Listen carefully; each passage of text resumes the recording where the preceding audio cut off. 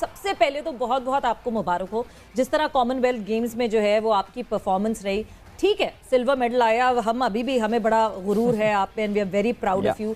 But कहीं ना कहीं मुझे, आपने कादिर से भी बात की थी, कहीं ना कहीं मुझे ज़रूर आपके चेहरे पे वो अफसोस दिखा कि आप अपने टाइटल का दिफा नहीं कर सके। बिस्मिल्लाहिर्रहमानिर्रहीम, thank you so much for having me on this beautiful show. जी अल्हम्दुलिल्लाह, अल्लाह ताला का बड़ा ही शुक्र अदा करते हैं। अल्लाह के फजलो करम के साथ कॉमनवेल्थ में सिल्वर मेडल जीता। फर्स्ट 3 फाइटें मैंने विन की, फाइनल के लिए क्वालिफाई किया। अनफॉर्चुनेटली गोल्ड नहीं जीत सके, लेकिन मैं समझता हूँ कि जब कॉमनवेल्थ का मुकाबला होता है, पूरी दुनिया के टॉप 72 कंट्रीज इसमें पार्टिसिपेट करते हैं और इन कंट्रीज़ में इतने बड़े लेवल पर कम्पीट करना और फिर सिल्वर मेडल जीतना, मैं समझता हूँ कि बहुत बड़े फ़ख्र की, बहुत बड़े शुक्र का मुकाम है। बिल्कुल गोल्ड मेडल होता तो वो ज़्यादा खुशी थी उसकी कि मैं अपने मुल्क का तराना भी जो है वहाँ पर सुनता। लेकिन चले, मैं समझता हूँ कि गोल्ड मेडल ना सही सिल्वर मेडल मिल गया, तो ये मेडल मैं समझता हूँ कि पूरे पाक जीत है।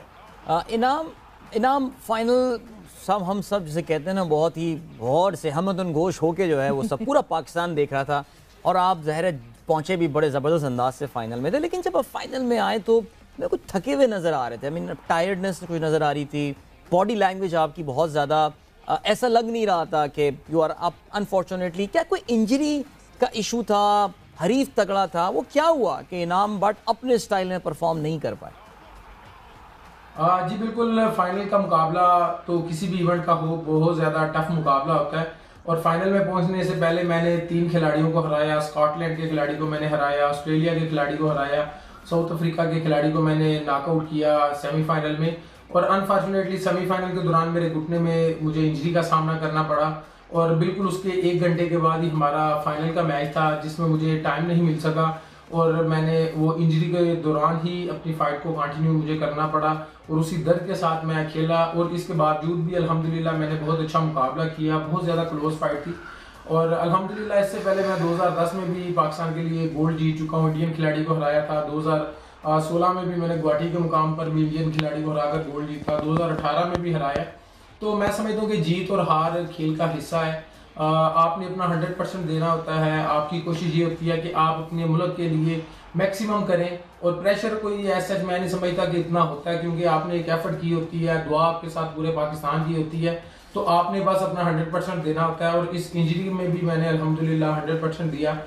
फिर जो अल्लाह ताला ने किस्मत में लिखा हुआ था वो हमें मिला। सिल्वर मेडल बहुत बड़ी अचीवमेंट है और इंशाल्लाह इससे भी ज़्यादा मेहनत करेंगे, इस सिल्वर मेडल को इंशाल्लाह गोल्ड में बदलेंगे इंशाल्लाह। बिल्कुल। और मतलब अगर इंजरी की नौयत पूछूं इनाम आपसे, तो क्या बेहतरी आ रही है? जी बिल्कुल, इस वक्त तो मैं अभी मसरूफ़ हूँ वर्ल्ड इस्लामिक गेम्स में और इंशाल्लाह पूरी कोशिश कर रहे हैं कि इंजरी के बावजूद भी यहाँ पर मैं पाकिस्तान को रिप्रेजेंट करूँ और पाकिस्तान के लिए मेडल जीतूँ।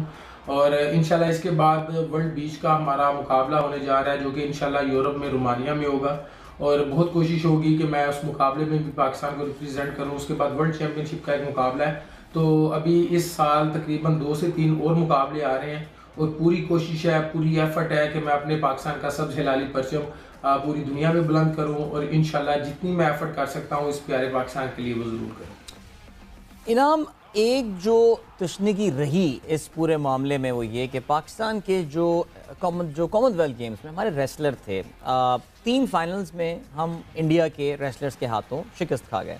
सो क्या वजह थी? लाइक आपका एक बड़ा इमोशनल सी हमने एक स्टेटमेंट भी सुनी थी एंड ऑल। सो ज़रा कुछ हमें बताएं कि क्या तगड़े ज़्यादा थे, फैसिलिटीज़ या ट्रेनिंग में कोई बहुत बड़ा फ़र्क था, टैलेंट का इशू था, क्या कहेंगे? 3 इंडिया से हम फाइनल हार गए।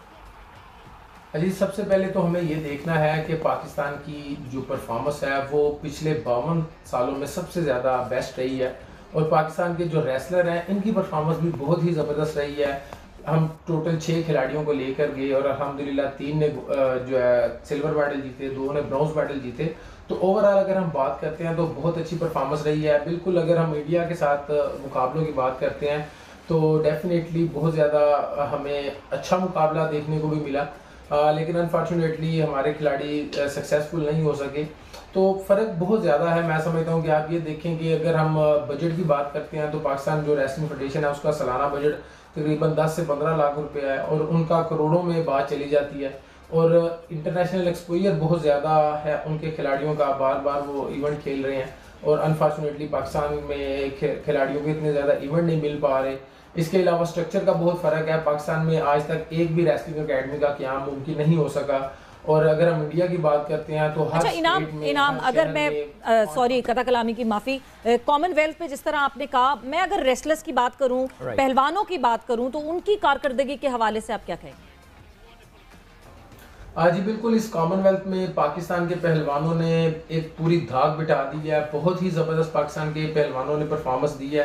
टोटल 6 खिलाड़ियों ने पार्टिसिपेट किया और तमाम के तमाम जो रेसलर हैं उन्होंने सेमीफाइनल के लिए क्वालिफाई किया। उसके बाद भी हमने अल्हम्दुलिल्लाह 3 सिल्वर मेडल और 2 ब्रॉन्ज मेडल जीते।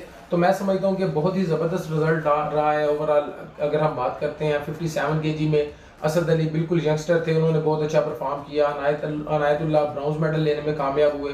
74 केजी में बिल्कुल यंगस्टर थे हमारे, अभी 20 साल उनकी एज है। शरीफ ने बहुत अच्छा परफॉर्म किया। 86 में जबरदस्त इनाम, बहुत बहुत शुक्रिया। We are short on time, game set match का बस वक्त यहाँ पे खत्म हो रहा है, but all the best of luck to you from game set match from Samaa TV and I hope आपकी कारकर्दगी बहुत अच्छी रहे